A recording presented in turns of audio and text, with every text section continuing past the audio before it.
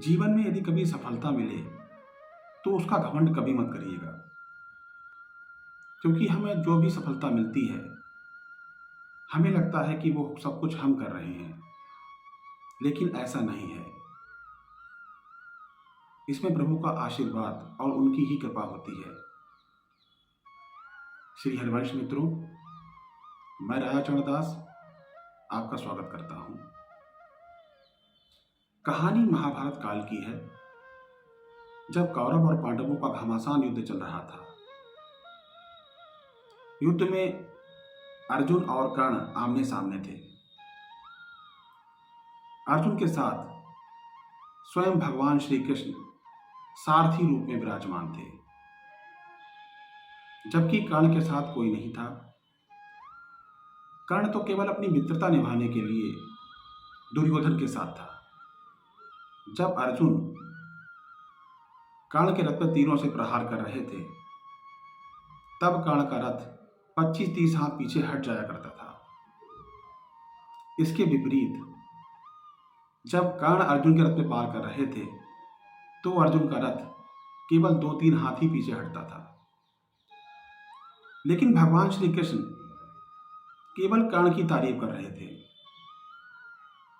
ये बात कुछ अर्जुन को अटपटी लगी, तो उन्होंने भगवान श्री कृष्ण से पूछा, हे पार्थ, आप कमजोर बाणों की प्रशंसा कर रहे हैं, जबकि शक्तिशाली बाणों की प्रशंसा नहीं कर रहे। ऐसा क्या है कर्ण के बाणों में जो मेरे बाणों में नहीं? इस पर भगवान ने उत्तर दिया, हे अर्जुन, तुम्हारे रथ के ध्वज पर स्वयं हनुमान जी रक्षा कर रहे हैं। पहाड़ों में शेषनाग तुम्हारी रक्षा कर रहे हैं, और रथ पर सारथी रूप में मैं स्वयं विराजमान हूं। उसके पश्चात यदि तुम्हारा रथ कर्ण के बाणों से एक हाथ भी पीछे हटता है, तो यह कर्ण की उपलब्धि है, तुम्हारी नहीं। ऐसा माना जाता है कि जब युद्ध समाप्त हुआ तो भगवान ने अर्जुन से पहले उतरने के लिए कहा, और उसके पश्चात स्वयं रथ से उतरे, और उनके उतरते ही रथ भस्म हो गया। रथ तो पहले ही कर्ण के बाणों से भस्म हो जाता, लेकिन जिस रथ पर स्वयं भगवान विराजमान है, उस रथ का तो बाल भी बांका नहीं हो सकता। तो कहानी का सार केवल इतना है कि जीवन में हम जो भी कर्म करते हैं और उनसे हमें सफलता मिलती है, तो हमें लगता है कि ये सब हम कर रहे हैं, लेकिन ऐसा नहीं है।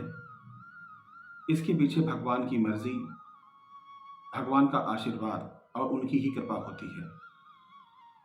बिना उनकी कृपा के हम कुछ भी नहीं कर सकते। मिलते हैं एक नई कहानी के साथ। तब तक के लिए आप सभी को इस दास का जय जय श्री हरिवंश।